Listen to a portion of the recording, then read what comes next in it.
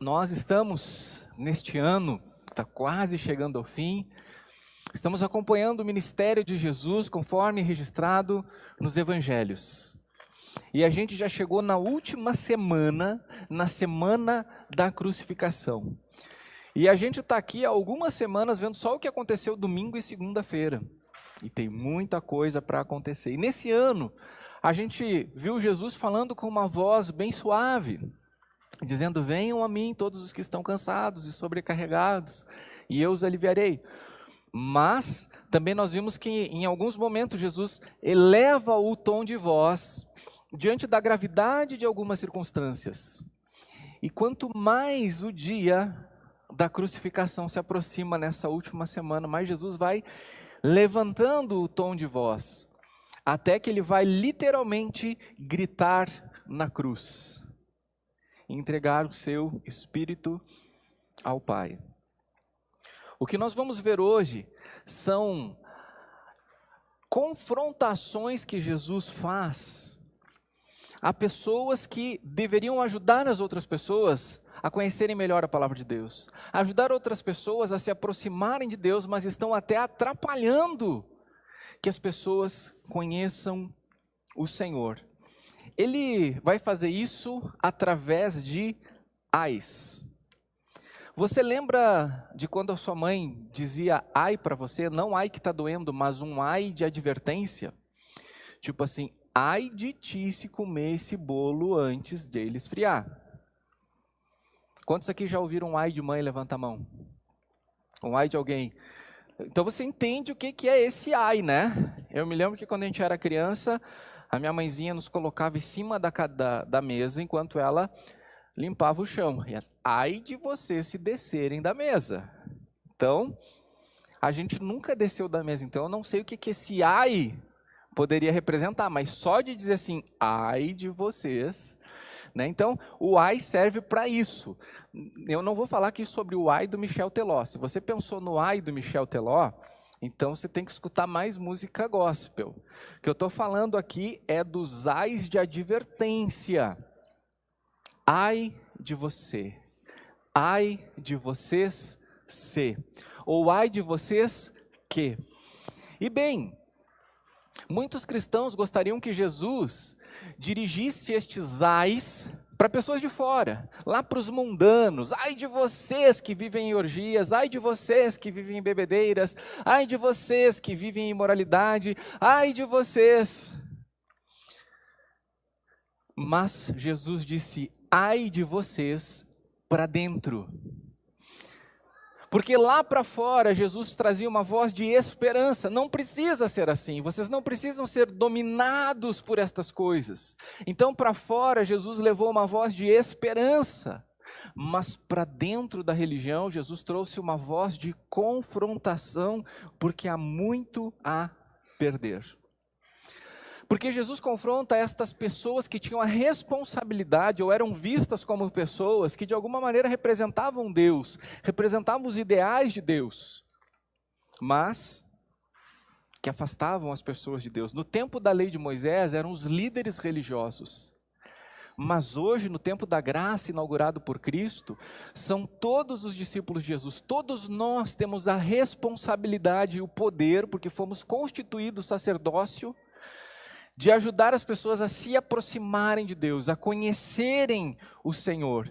Então estes ais que Jesus destinou aos líderes religiosos há 2000 anos, são ais que servem para nós hoje. E o desejo do meu coração é que nós nos permitamos sermos confrontados pelas palavras de Jesus, para que a gente entenda se a gente está incorrendo em algum desses ais. Então, vamos olhar para eles, começando com ai de quem fecha a porta do céu.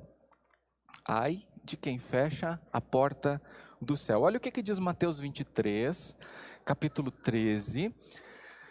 Jesus levantando o tom de voz, enquanto mais a cruz se aproxima, querendo trazer lucidez, querendo trazer verdade, querendo trazer significado para as coisas como as coisas devem ser, para as pessoas como as pessoas devem ser. Ai de vocês, escribas e fariseus, hipócritas, Porque vocês fecham o reino dos céus diante das pessoas, pois vocês mesmos não entram, nem deixam entrar os que estão entrando.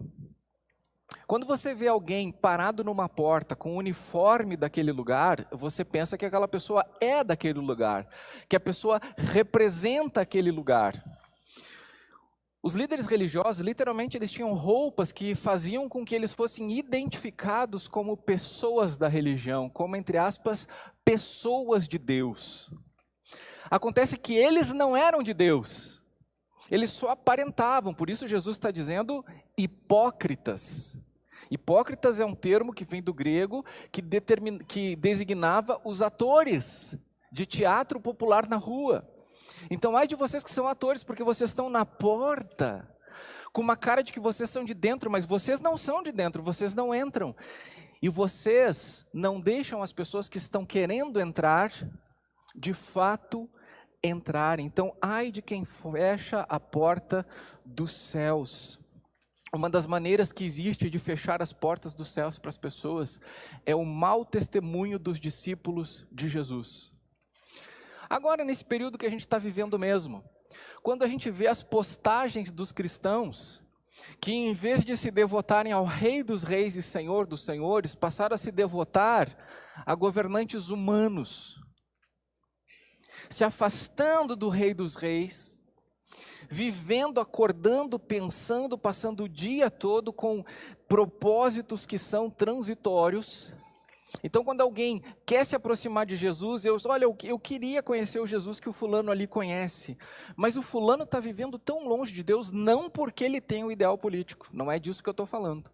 Mas eu estou falando quando de fato alguém menospreza o reinado de Deus e maximiza os reinados humanos e com isso afronta as pessoas que pensam diferente, julga pessoas que pensam diferente. E eu tenho visto pessoas julgarem simplesmente sem nenhuma graça, sem nenhum amor, sem nenhuma consideração, como de fato algo pudesse representar todas as pessoas. Então eu não quero o Deus daquela pessoa, eu não quero a igreja daquela pessoa. Por que eu vou querer a igreja dessa pessoa? Eu preciso de Deus, eu quero conhecer Jesus, mas hoje quem está na porta, que não se entrega, são os próprios discípulos de Jesus. E as pessoas vêm e elas barram em nós, elas barram na nossa postura, no nosso julgamento, nas nossas palavras. Ai de nós que fechamos a porta do céu para as pessoas.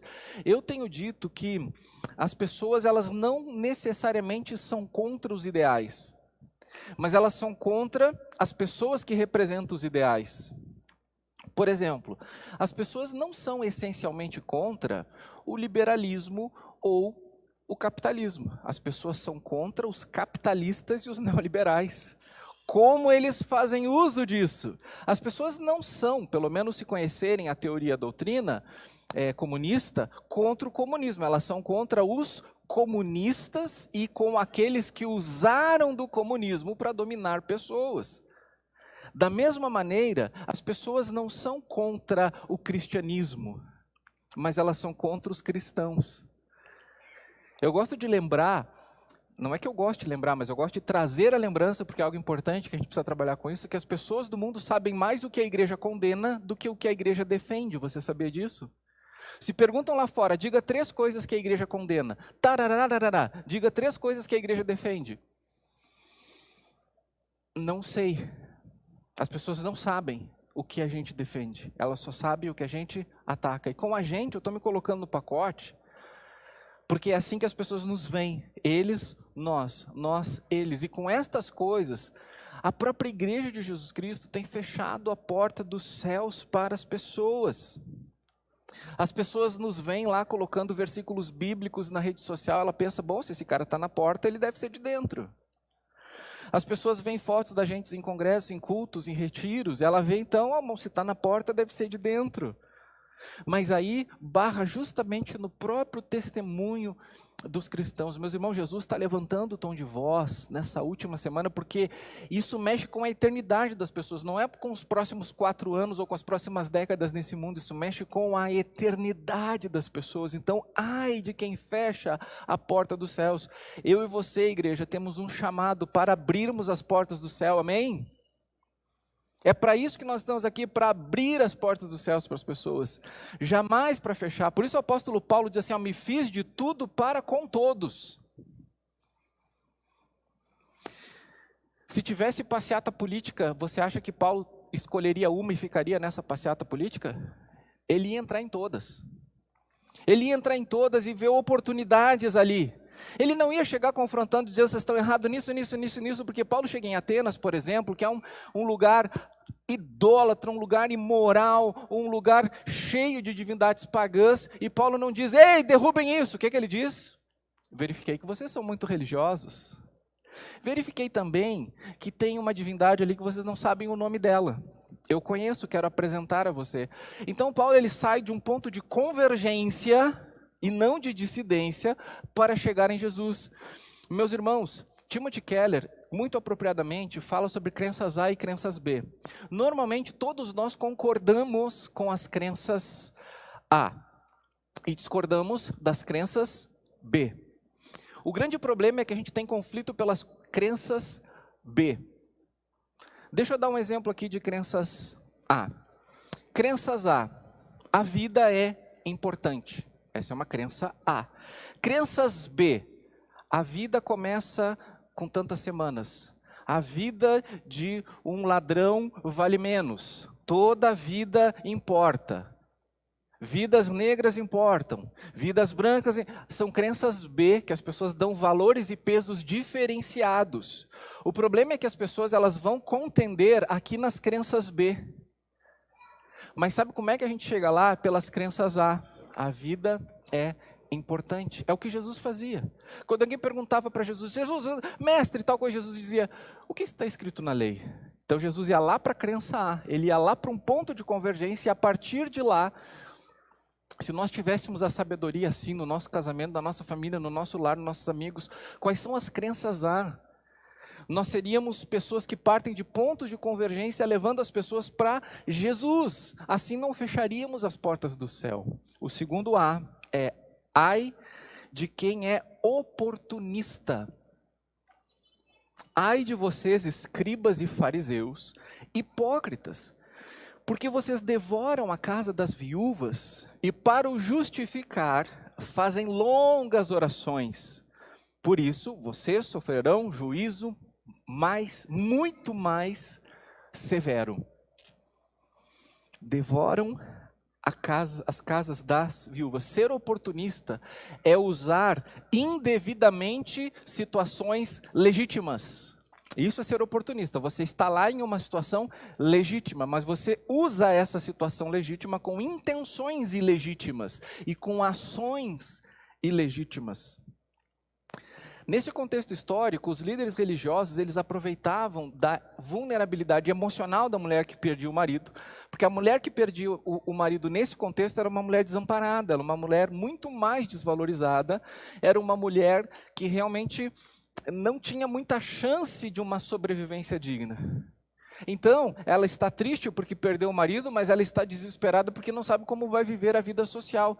Então, pensa na vulnerabilidade emocional dessa mulher, na vulnerabilidade social. E aí, se ficou alguma coisa, algum patrimônio, os líderes religiosos iam lá, aproveitando da dor dessa mulher, e diziam, não, nós vamos cuidar de você, fica tranquila, tá bom? Pode passar os bens para nós ou para o templo. Se você não quer fazer isso agora, deixa um testamento dizendo que você está passando os bens para nós ou para o templo. E vai dar tudo certo. E aí vamos consagrar a Deus em oração, Deus vai cuidar de você. E faziam orações longas, orações bonitas, para legitimar isso.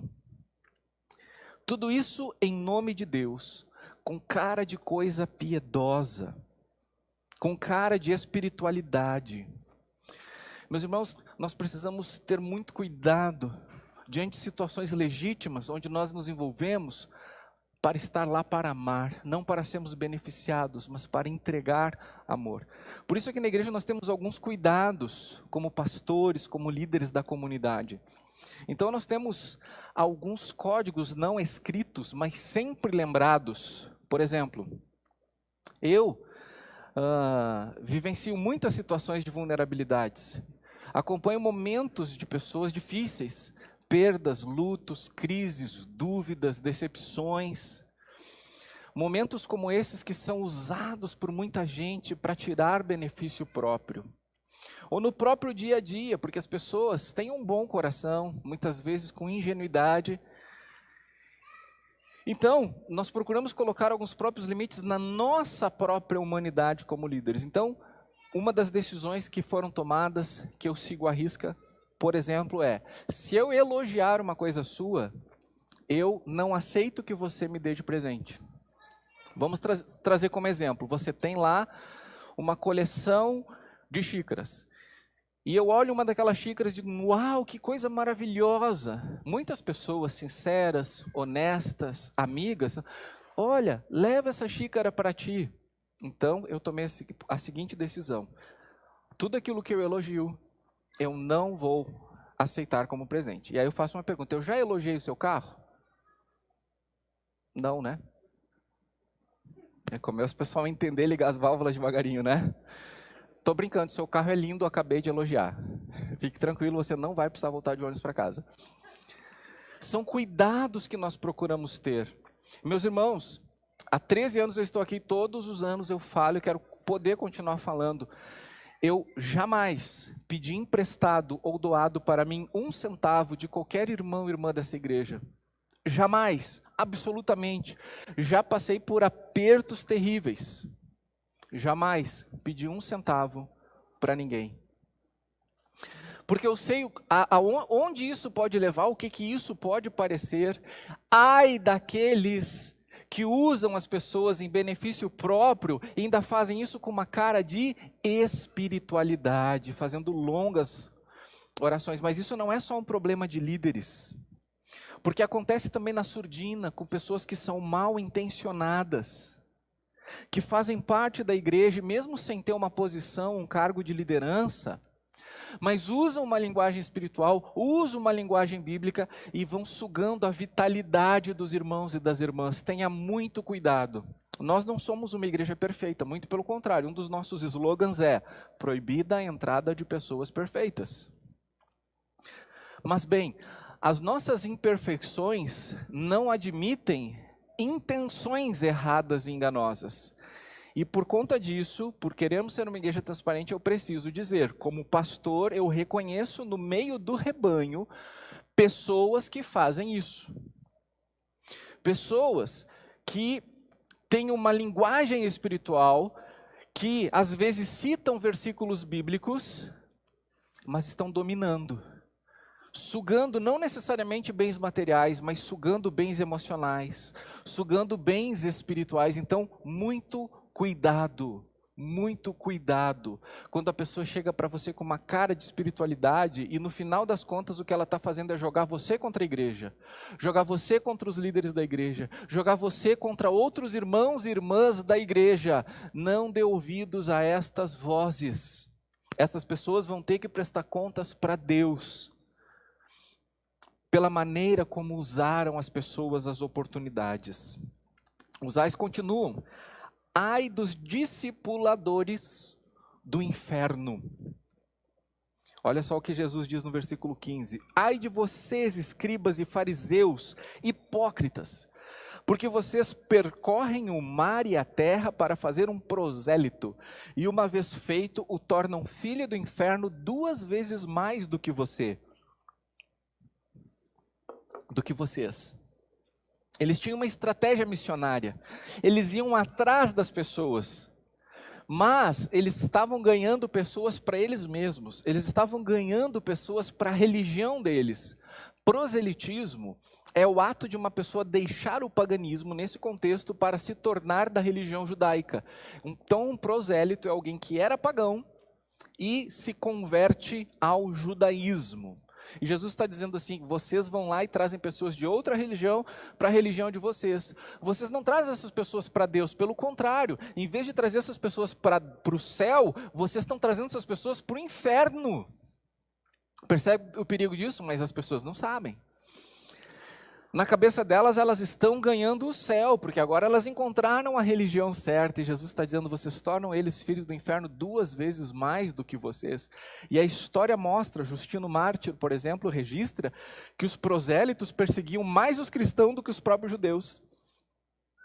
Porque os judeus inflavam os prosélitos, né? Eles não queriam sujar a mão deles, né? Mas eles diziam, esses cristãos aí são do mal, esses cristãos aí são do inferno. E esses prosélitos, então, eram muito mais violentos com os cristãos do que os judeus.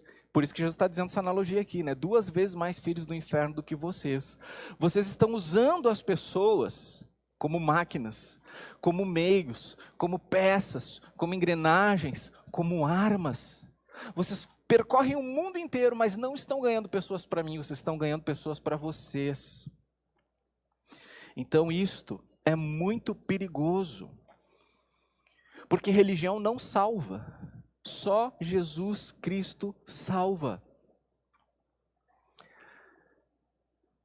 A religião é um perigo porque ela tem uma cara de caminho. Mas Jesus Cristo disse, eu sou o caminho, a verdade e a vida. Ninguém vem ao Pai a não ser por mim. A igreja de Jesus não é o caminho.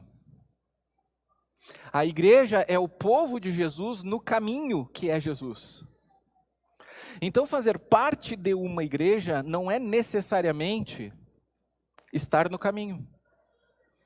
Porque como uma comunidade, muitas vezes tem pessoas que vão para lá, retrocedem, saem do caminho. E sair do caminho é muito mais do que sair da igreja. É sair de Cristo, da vida de Cristo, onde há verdadeira salvação. Então tome muito cuidado com a cara de religião.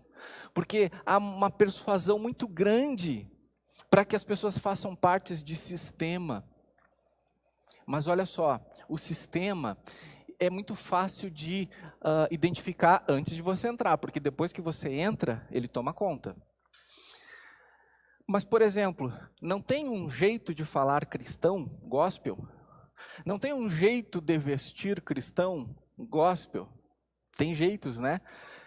Eu lembro, aqui na igreja até não temos tanto isso, porque a gente tem determinados cuidados, mas quando se ouvem testemunhos de missionários que foram para a África, por exemplo, e tiram foto, e trazem a foto no telão, olha, nós estivemos nas tribos da África e nós falamos de Jesus, e aí dessa tribo de 35 pessoas, 2 se converteram, e aí tem uma foto, os missionários, né, os que se converteram, e o restante da tribo. É fácil identificar os missionários ali, sim ou não? Sim, porque normalmente eles são brancos. É fácil identificar os que se converteram, sim ou não? Por quê? Por que é fácil identificar? Porque eles não estão mais com as roupas coloridas das tribos.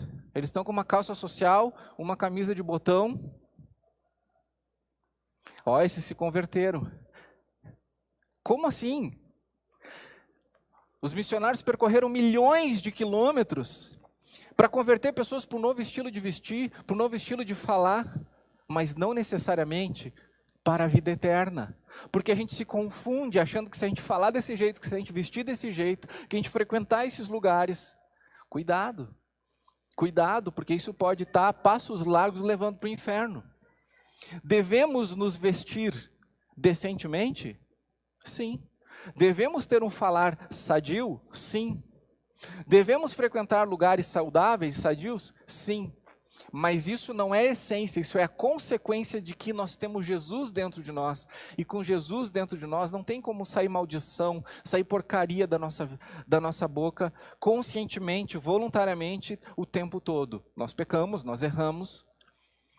E esse é um dos motivos também, essa cara de crente que a gente procura desmistificar aqui na Igreja Batista da Comunhão. A minha roupa preferida é terno. Eu, por mim, usaria terno o tempo todo. Para não dizer o tempo todo, o que eu faria de noite antes de dormir é tirar a gravata. Só. E se estivesse muito quente, eu tiraria o paletó também. mas é a roupa que eu gosto, é a roupa que eu me sinto bem, é a roupa que eu imaginei que eu ia passar o resto da minha vida, né? Quando eu fiz a faculdade de Direito, e eu me imaginava no futuro, assim, sempre de terno, sempre bonito e tal, e aí eu venho aqui na comunhão, imagina eu de terno e gravata. As pessoas pensam que isso é uma roupa religiosa, não é? Isso é uma roupa de negócios, sabia? Terno e gravata é roupa de negócios, não é de religião. E eu acho tão estranho as pessoas nos... Não, na verdade eu acho lindo, maravilhoso as pessoas de terno e gravata. Mas não combina.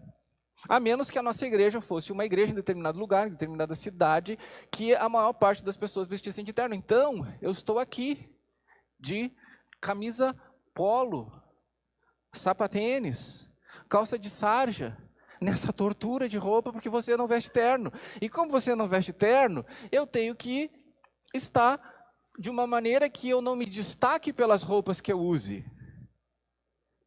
Para que não se confunda isso, porque daqui a pouco os pastores são aqueles que vestem terno.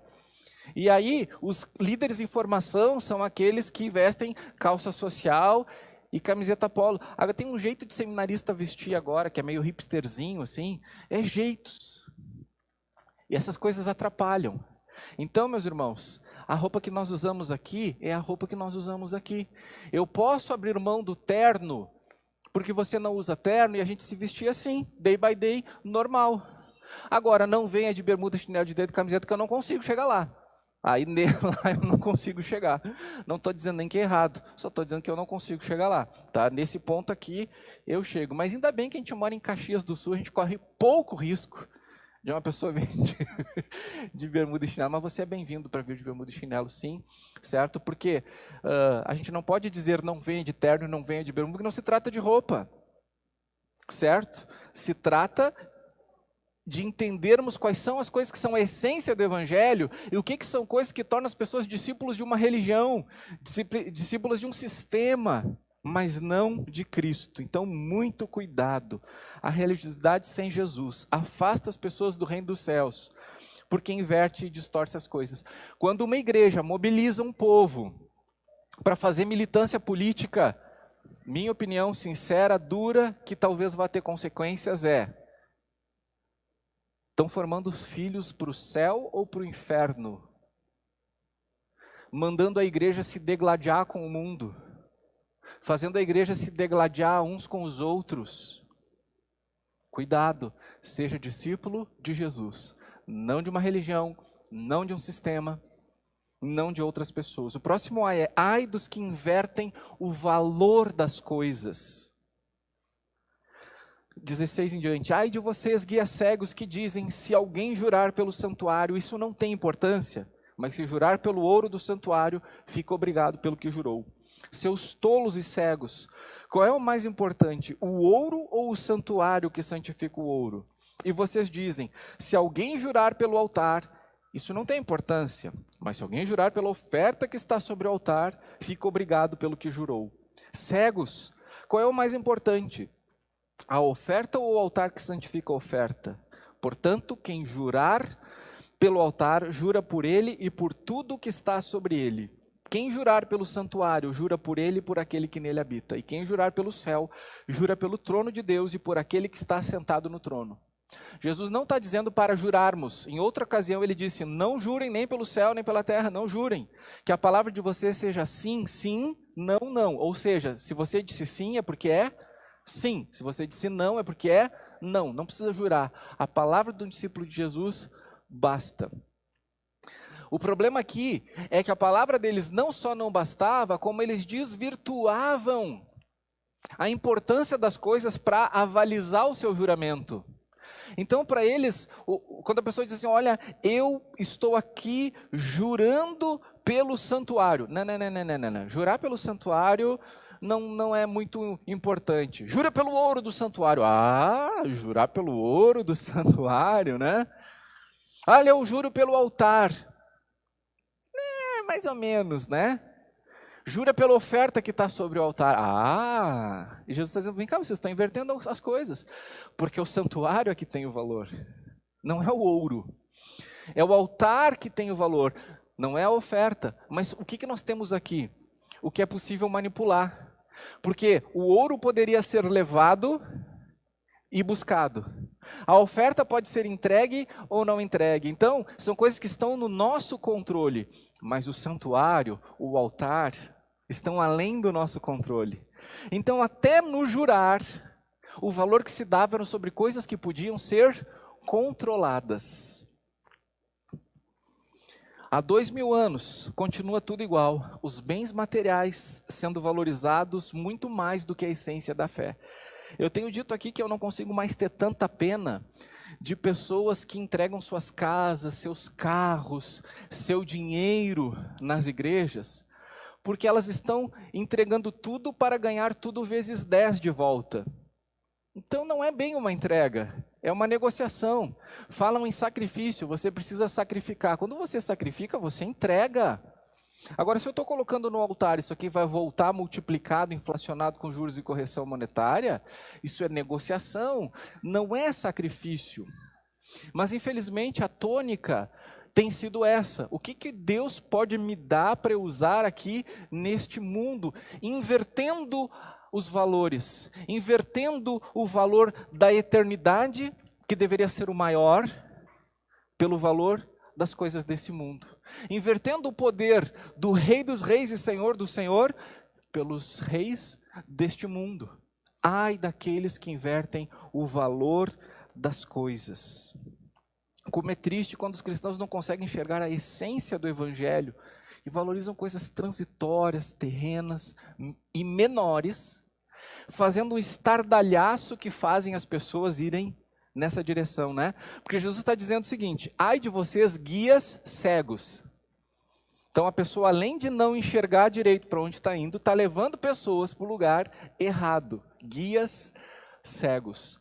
Meus irmãos, hoje eu estou falando bastante de rede social, porque as coisas estão bem complicadas. Quando você faz uma postagem na rede social, você está apontando numa direção. Concorda? Quando você faz qualquer postagem, você aponta em uma direção. Só que se você está indo cegamente para uma direção, você está levando pessoas com você nessa direção. Quando você diz, olhe para lá, as pessoas vão olhar para lá, mas acontece que esse lá não é como está sendo enxergado. Por isso nós precisamos de discernimento e entender qual é a nossa missão, qual é o valor. Aqueles não sabiam que o valor estava na essência e não na forma, naquilo que está além do nosso controle e não naquilo que está em nossas mãos. Os ais continuam. Ai do que escolhem o que obedecer. Olha o versículo 23 e o 24. Ai de vocês, escribas e fariseus hipócritas, porque vocês dão o dízimo da hortelã, do endro e do cominho, e desprezam os preceitos mais importantes da lei: a justiça, a misericórdia, a fé. Mas vocês deveriam fazer estas coisas, sem omitir aquelas. Guias cegos, coam um mosquito, mas engolem um camelo. Outra cegueira é aquela cegueira seletiva, em que eu só vejo o que eu quero ver e ignoro aquilo que não é importante. Para mim, cegueira seletiva. Se é como eu penso, ok, eu vejo, eu foco, eu amplifico. Mas se não é como eu gosto, eu ignoro, eu explico, eu justifico. Isso é cegueira seletiva. Nesse caso aqui que Jesus está confrontando, os líderes religiosos supervalorizavam o dízimo. A gente dá o dízimo nos mínimos detalhes de todas as coisas. Mas eles faziam vistas grossas, eles ignoravam outros compromissos fundamentais: justiça, misericórdia, fé. Então o que eles faziam? Escolhiam no que eles iam dar mais importância. Eles escolhiam o que obedecer. Eu vou obedecer o dízimo, eu vou dar o dízimo. Mas eles escolhiam não enxergar, não ver, como guias cegos: misericórdia, fé e justiça. Da mesma maneira, existem pessoas hoje que supervalorizam um destes elementos, mas ignoram outros compromissos. Quando a gente olha para a Bíblia e diz, não, isso aqui não é para nós, isso aqui é outro contexto. Meus irmãos, o contexto, ele deve nos ajudar a entender como viver mais e melhor aquela realidade. O contexto não serve para dizer que aquilo não se aplica a nós, percebe?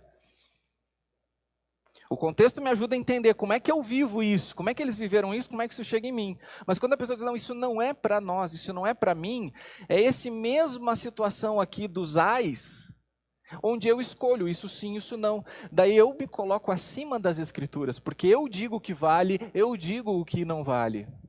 Hoje tem pessoas que continuam assim, são dizimistas fiéis, mas não são misericordiosos com as outras pessoas, não cultivam um relacionamento de fé com o Senhor, não vivem a justiça superior do reino de Deus. E tem pessoas que são misericordiosos, valorizam a justiça de Deus manifestada na forma como vive, são misericordiosas, mas são negligentes com o dízimo. E Jesus está dizendo, vocês deveriam fazer isso sem deixar de fazer isso. Porque, meus irmãos, a fé cristã não é um buffet no qual a gente vai lá e escolhe isso, e isso, não isso, não isso, aquilo outro. Ontem eu estava num casamento em Santa Cruz do Sul, tive o privilégio de celebrar um casamento lá, e depois teve um costelão macio, coisa maravilhosa, mas tinha um buffet que a gente se servia. E aí, alemão é louco, né? Aí tinha cuca, tinha tudo, até cuca no buffet tinha. Eu sou alemão também, então eu botei cuca no prato. Bom, tinha lá uma cumbuca com um molho de língua. Aí, tipo assim, eu vi que a Paula botou no prato dela, assim, e disse, eu acho que ela não sabe, eu não vou falar nada, porque se eu disser, Paula tem língua, ela vai ficar com nojo, não vai comer mais nada. Aí eu olhei o prato dela, assim, sumiu a língua. Bom, comeu. E daí a pessoa da frente disse, gostou da língua? Então fala. Mas aí a Paula disse, não, eu gosto de língua. Eu disse, tu gosta de língua?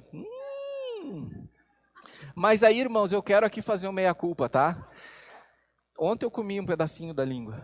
Eu gostei do gosto, mas eu odiei saber que eu estava comendo língua. Então eu quero perdoar todos vocês que não comem o meu mocotó por causa do mondongo. Os rebeldes depois do culto comigo aqui no canto. Mas tinha um buffet. Então, a gente escolhe, quero isso, não quero isso. Não. A fé cristã não é assim. Fé cristã é à la carte. Você sabe de onde vem a expressão à la carte? É uma expressão em francês, que eu só não vou dizer porque eu não sei. Mas, em português a gente fala à la carte, né? Sabe de onde é que vem sabe o que significa esse termo à la carte? Significa mais ou menos assim, do jeito que está na carta. Então, se você vai num restaurante chique, que é à la carte, você não olha assim, eu quero esse item aqui, mas tira isso e coloca aquilo, aquilo outro. Pobre. A gente pobre é que faz essas coisas, entendeu? Mas aqueles outros ricos, quando eles chegam lá, é à la carte. A fé cristã não é buffet. A fé cristã, deixa eu dizer assim, isso é só uma brincadeira, tá? Porque o nosso culto é transmitido e às vezes as pessoas recortam coisas que os pastores falam, né? E vão dizer assim, olha, pastor da Igreja Batista em Caxias do Sul diz que pobre quer mexer nos pratos à la carte, né? E aí vai dar uma polêmica toda, né? Então, não. Inclusive eu sou de uns desses às vezes que pede para tirar uma coisa ou outra. O à la carte é como está na carta, como está no menu, é pacote completo. Nós temos que sair dessa tendência evangélica atual de dizer isso me serve, isso não me serve. E se na igreja em que eu estou não serve o que eu gosto, eu saio. Não é assim. Se nossa igreja serve Jesus, esta é a sua igreja. Ele é o pão vivo que desceu do céu. Ele é a videira verdadeira. Ele é a água da vida. À la carte, pacote completo. Eu sou obrigado a ir naquele restaurante à la carte? Não sou. Eu sou obrigado a pedir aquele prato à la carte? Não sou. Mas se eu pedir, é prato feito, é à la carte, é aquilo que é oferecido por aquele lugar. Jesus Cristo morreu na cruz para nos oferecer tudo o que Ele tinha para oferecer. O que a gente faz? A gente recebe à la cruz, do jeito que veio da cruz para nós, a gente abraça, a gente não fica escolhendo o que obedece ou não obedece. E qual é o cardápio que o cristão tem de maneira escrita? Qual é o cardápio? A Bíblia. Ali está o nosso menu, ali tem a entrada, ali tem o prato 1, o prato 2, o prato 3, ali tem a sobremesa, ali tem o cafezinho, ali tem tudo completo, é aquilo ali, e aquilo ali tem vida, aquilo ali tem saúde, aquilo ali tem nutrição para a nossa alma. Então conheça melhor o cardápio da sua vida, viva isso, pegue por completo. Continuando os ais, são 74, mas eu reduzi, só tem mais 2 aqui para hoje. Ai dos que vivem de aparência, ai de vocês, escribas e fariseus hipócritas, porque vocês limpam o exterior do copo e do prato, mas estes por dentro estão cheios de roubo e de glutonaria. Fariseu cego. Limpe primeiro o interior do copo, para que também o exterior fique limpo. Também para entendermos o contexto histórico aqui, os fariseus, eles andavam com um cântaro de água, não necessariamente para beberem quando estivessem com sede, mas para quando chegassem a algum lugar em que eles fariam uma refeição, eles pegavam aquele cântaro e faziam um ritual de purificação, derramando aquela água no copo ou no prato. Então, eles faziam isso e consideravam o copo purificado para poderem tomar a água. O mais perto disso que a gente tem na igreja, na Michele, que ela tem um copo que só ela toma água lá, é o copo da purificação da Michele, né? Cada crente aqui tem a sua mania, da Michele é isso aí, mas tá tudo bem, Michele. Aí ela foi lá em casa, a gente foi jantar, ela não bebeu nada, a gente não entendeu porquê, né, amor? Mas tá tudo bem. Água que purificava o copo. Mas deixa eu dizer uma coisa para você. Se colocar alguma coisa podre aqui dentro, adianta alguma coisa o copo tá limpo? Não, meus irmãos, a gente abriu a geladeira nos últimos dias lá em casa e veio um cheiro muito ruim mesmo, a gente não sabia do que era aquele cheiro, não tínhamos a menor ideia, e daí a Paula passou até clorofina dentro da geladeira, foi uma coisa assim, e o cheiro continuava, e daí eu tinha feito um feijão bem gostoso, bem pegado, não só pode ser o feijão. Botamos fora um panelão de feijão novinho que eu fiz, o cheiro continuou e tal, e a gente foi descobrir que dentro de um vidro, numa tampa, semente de gergelim apodreceu. Jamais eu imaginaria que a semente de gergelim ia apodrecer, mas ficou um cheiro muito ruim. Então, se a gente comesse aquilo, ia nos fazer mal, não interessa que tivesse dentro de um copo limpo, maravilhoso, nem o teu copo lá, Michele. Se for podre, vai fazer mal. Então nós temos que cuidar com as aparências, porque às vezes a gente olha uma mulher decentemente vestida, mas a cabeça dela tem adultério. Às vezes a gente olha um homem com a Bíblia debaixo do braço, mas ele chega em casa e vai assistir pornografia. Então não adianta que o exterior demonstre alguma coisa, que o interior não avalize. A religião, ela cria isso de um exterior de pureza, impondo regras e procedimentos de santidade que a palavra de Deus afirma que não servem para nada. Paulo aos Colossenses diz, parem com esse negócio de não toque, não prove, não manuseie. Estas coisas são regras humanas, destinadas a perecer pelo uso e não têm valor algum para refrear os impulsos da carne. Então, não posso, não vou, não isso, não aquilo. Essa lista de regras são coisas que fazem com que o parâmetro da vida seja o externo, mas tem que ser de dentro para fora, tem que ser aqui a mudança. Eu não vou porque esse ambiente não combina com a vida de Cristo em mim. Não é porque se eu for eu estou errado, porque para nós, meus irmãos, não tem mais certo ou errado, todas as coisas nos são lícitas, mas nem todas nos convêm. Todas as coisas me são lícitas, mas não vou me deixar dominar por nenhuma delas. Então é assim que nós vivemos de dentro para fora, uma vida com Cristo, sem tentar parecer uma coisa que nós somos. Aqui nós valorizamos a transparência, a integridade. Olha o que diz o versículo 27 e 28. Ai de vocês, escribas e fariseus hipócritas, porque vocês são semelhantes aos sepulcros, pintados de branco, que por fora se mostram belos, mas interiormente estão cheios de ossos de mortos e de toda a podridão. Assim também vocês por fora parecem justos aos olhos dos outros, mas por dentro estão cheios de hipocrisia e maldade. Isso aqui pode parecer uma coisa distante quando a gente olha para aqueles religiosos, imagina aquelas roupas de fariseus. Mas onde é que acontecem os abusos sexuais infantis? São homens com caras de mal que andam na rua que fazem isso? Ou é aquele amigo da família que parece bonzinho? Aquele pai que parece um cidadão de bem? Aquele tio que parece um tio legal? Onde é que acontece a maior parte da violência infantil, de abuso infantil? Ela vem de pessoas que você olha por fora e uau, e tanto é que a gente diz, meu Deus, eu jamais imaginei que essa pessoa seria capaz de fazer uma coisa dessas. Porque por fora é como um sepulcro, pintado, bonito, ornamentado, mas lá dentro tem podridão.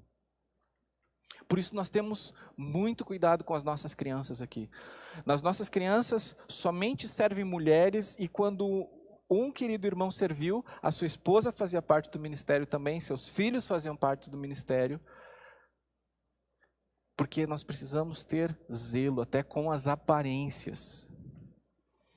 O próximo ai de quem se acha melhor do que os outros. Esse é o último ai de Jesus aqui, nesta semana em que ele está levantando o tom de voz até terminar gritando na cruz. Versículo 29. Ai de vocês, escribas e fariseus, hipócritas, porque vocês edificam o sepulcro dos profetas, enfeitam os túmulos dos justos e dizem, se nós tivéssemos vivido nos dias de nossos pais, não teríamos sido cúmplices quando mataram os profetas.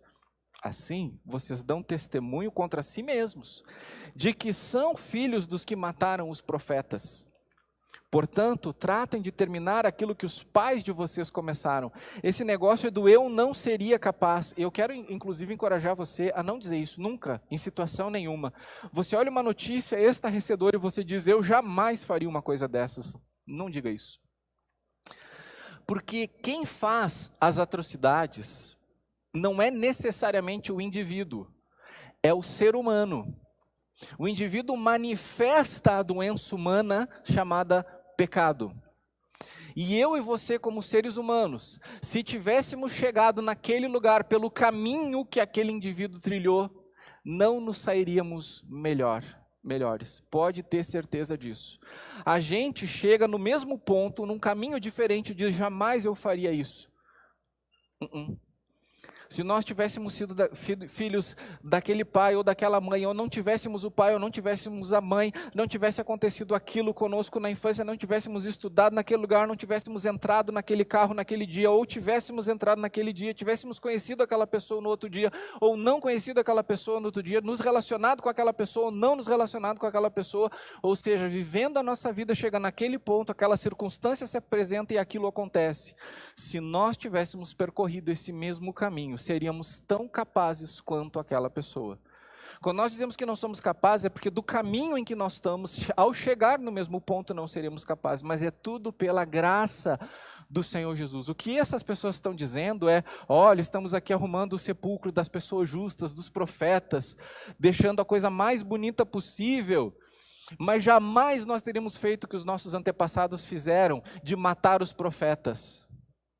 Isso é segunda-feira. O que eles vão fazer na sexta-feira?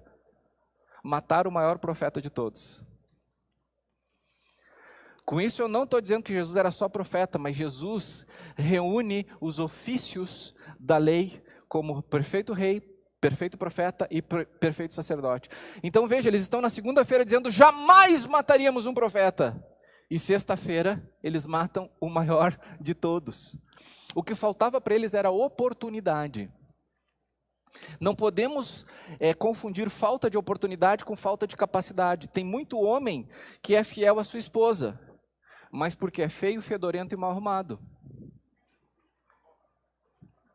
Então o que falta é oportunidade. Então, dá para dizer que essa pessoa é fiel? Não, ele não é fiel, só faltou a oportunidade.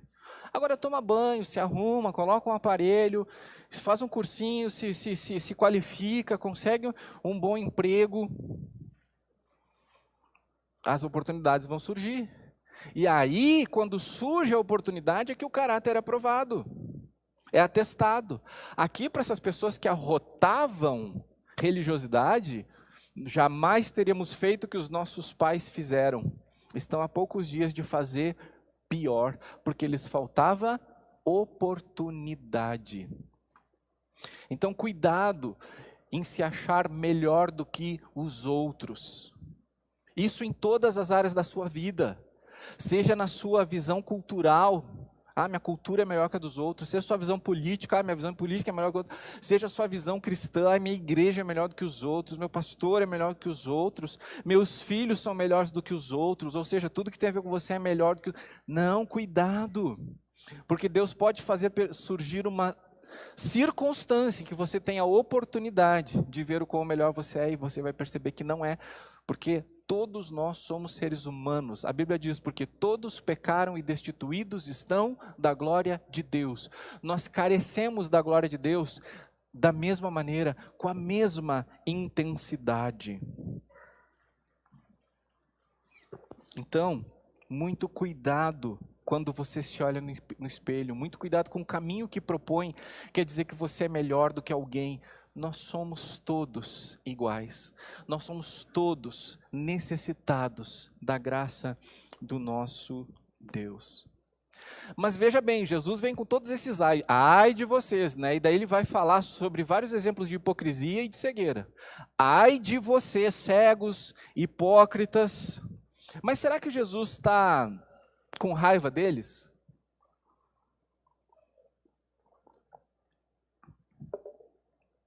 A intenção de Jesus, mesmo confrontando os religiosos, era muito mais um alerta, muito mais um coração passional ali derramado, do que um xingamento. Olha o que ele diz no versículo 37, Jerusalém, Jerusalém, você mata os profetas e apedreja os que lhes são enviados. Quantas vezes eu quis reunir os seus filhos, como a galinha junta os seus pintinhos debaixo das asas, mas vocês não quiseram. Jesus está dizendo, todos os que vocês mataram, todas as minhas ações, as minhas intenções eram para que vocês viessem para mim, mas vocês não quiseram. E às vezes algumas teologias ortodoxas e inflexíveis negam a liberdade humana, e eu não sei como que se pode negar Jesus dizendo, vocês não quiseram. E a Bíblia ela não é um livro misterioso, porque o mistério foi revelado em Cristo, e está dizendo, vocês não quiseram. O coração de Jesus é Jerusalém, Jerusalém. Lembra que quando Jesus está entrando na cidade no domingo, e a gente está recém na segunda, Jesus está entrando na cidade, e aí, como é que ele está entrando na cidade? Chorando. Jerusalém, se você soubesse o que é necessário para a paz. Daí ele entra no templo, ele revira mesas, ele tem aquele momento lá de dizer, vocês desvirtuaram tudo, e daí, ai de vocês, ai de vocês, ai de vocês, ai de vocês, Jerusalém.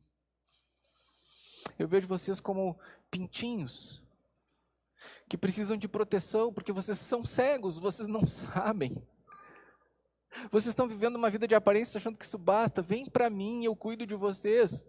E como é difícil quando uma pessoa não se vê como um pintinho, mas se vê como um garnizé. Conhece o garnizé? O garnizé é o pincher das galinhas, né? Ele acha que é muito mais do que realmente ele é. Jerusalém, Jerusalém, como eu quis ter... Essa é a intenção de Jesus. Meu irmão, minha irmã, quando Jesus confronta você, não é para xingar você, não é para fazer você se sentir culpado, porque ele levou toda a sua culpa na cruz. Quando Jesus diz, ai de você, é uma oportunidade para você refletir se você está indo para o inferno, se você está indo para o céu. Para onde sua vida está indo e o que você está fazendo com as pessoas ao seu redor.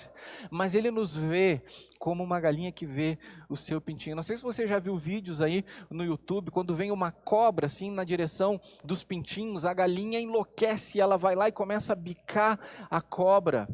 naquele instinto protetor, e como eu vejo aqui Jesus derramando o coração dele em relação à intenção, mesmo você sendo assim, mesmo vocês tendo matado todos aqueles que eu enviei para trazer vocês, as asas estão abertas, mas vocês não vêm, vocês não querem vir.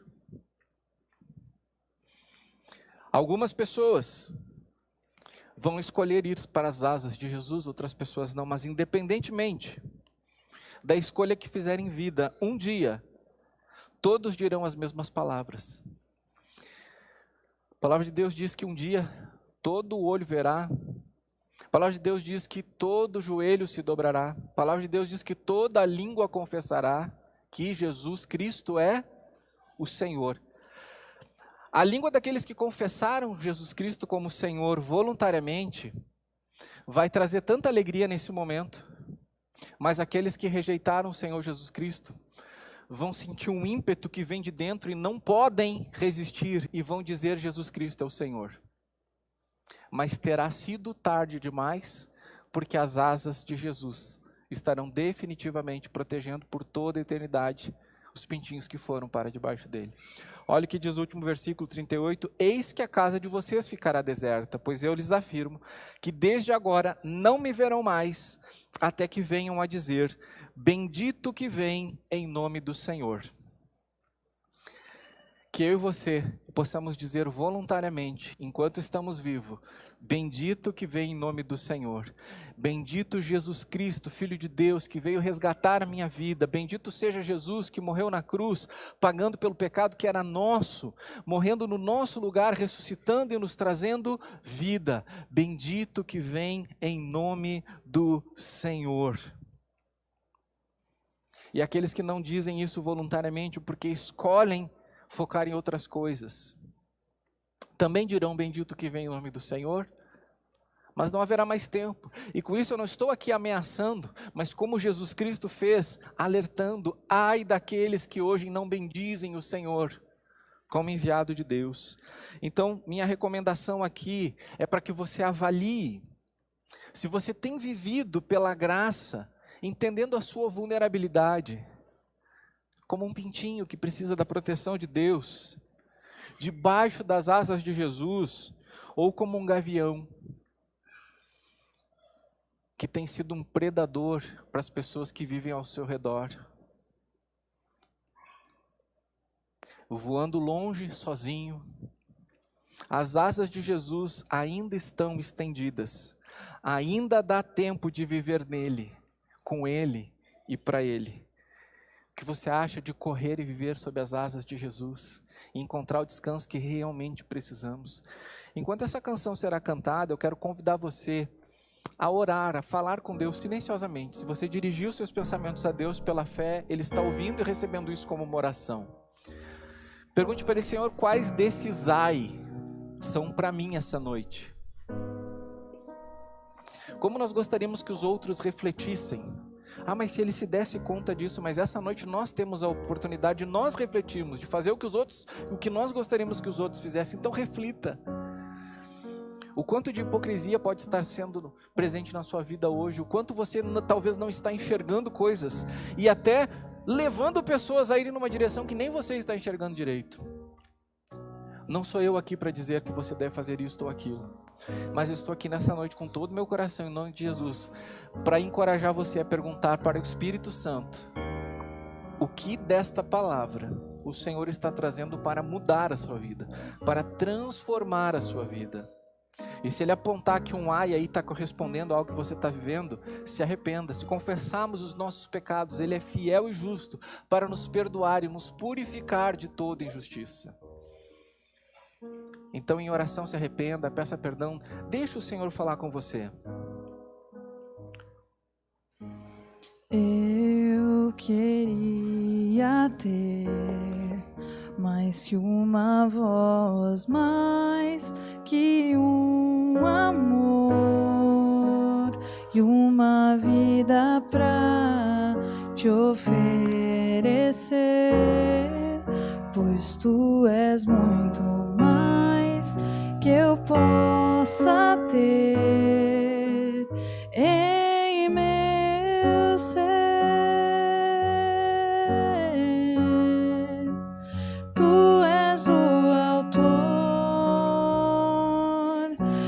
aquele que pintou com perfeição a vida. Tu és o Senhor, aquele que me amou e és o meu Deus, meu Senhor. Minha vida é pra teu louvor, meu Deus, meu Senhor.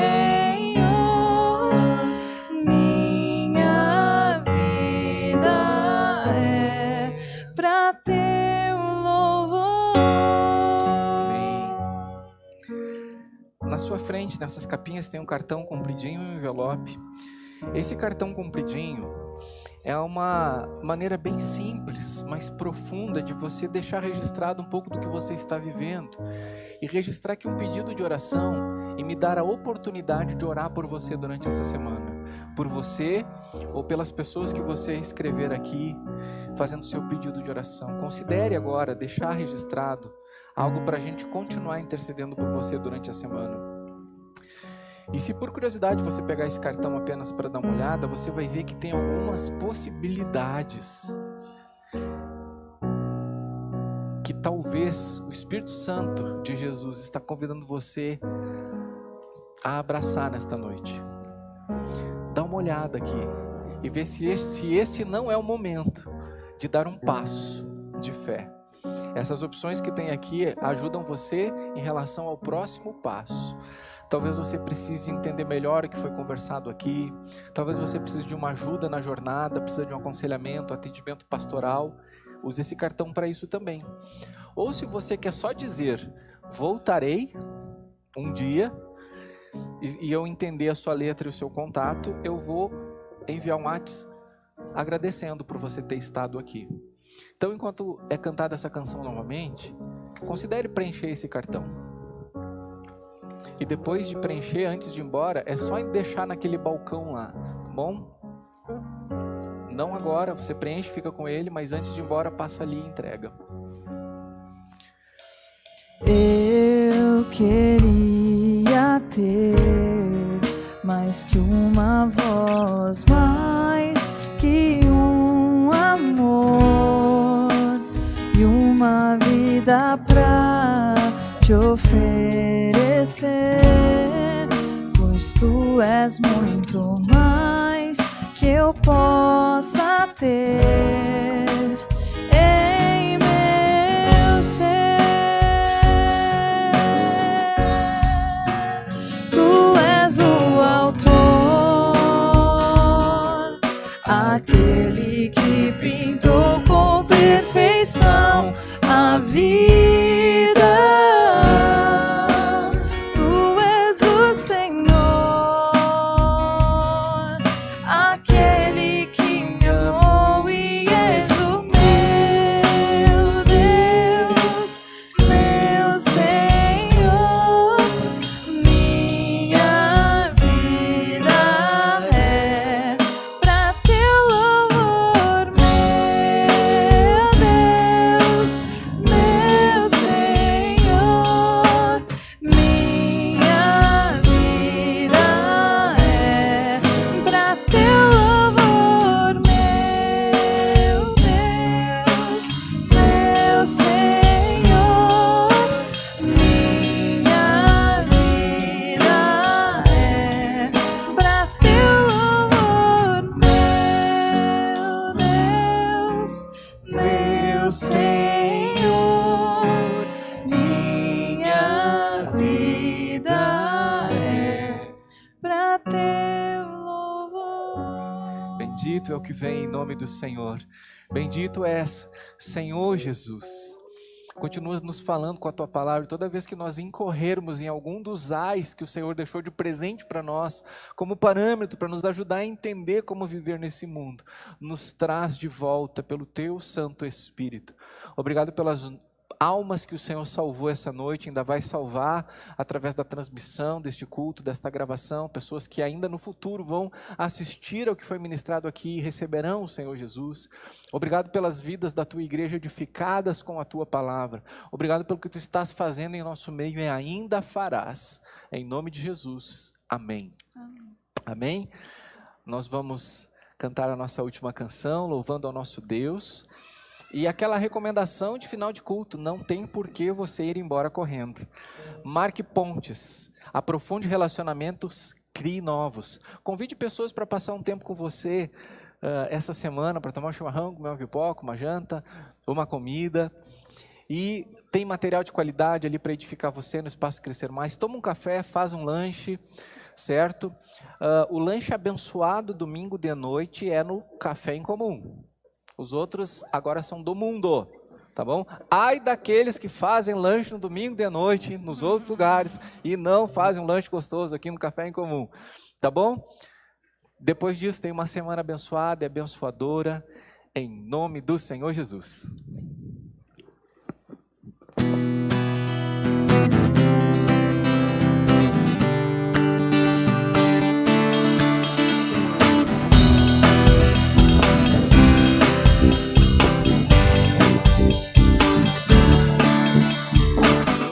A razão da minha adoração és tu, meu Jesus. O único motivo para viver és tu, meu Senhor. Única verdade está em ti, tu és a luz, minha salvação. Único amor és tu, Senhor, e pra sempre te adorarei. Todo poderoso, grande e majestoso, tu és forte, invencível, não há nada como tu.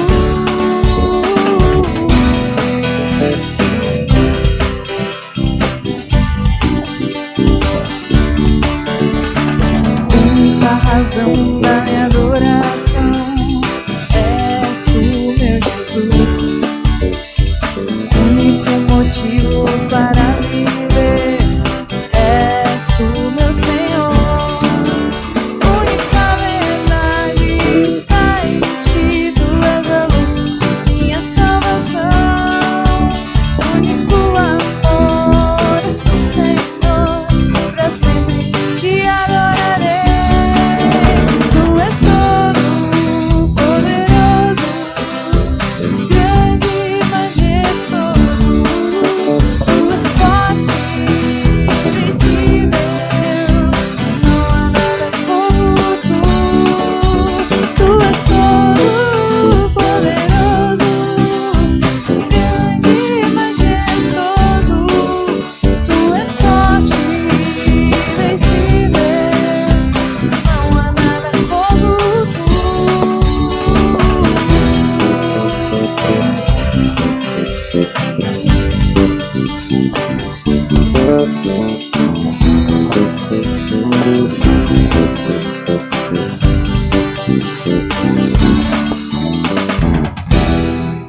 Amém. Amém. Vai em paz.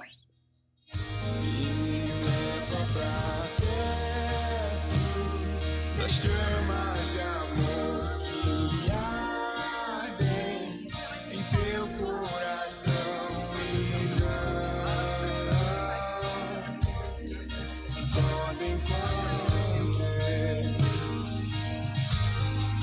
como uma flecha que estoura em meu peito e me faz de joelhos.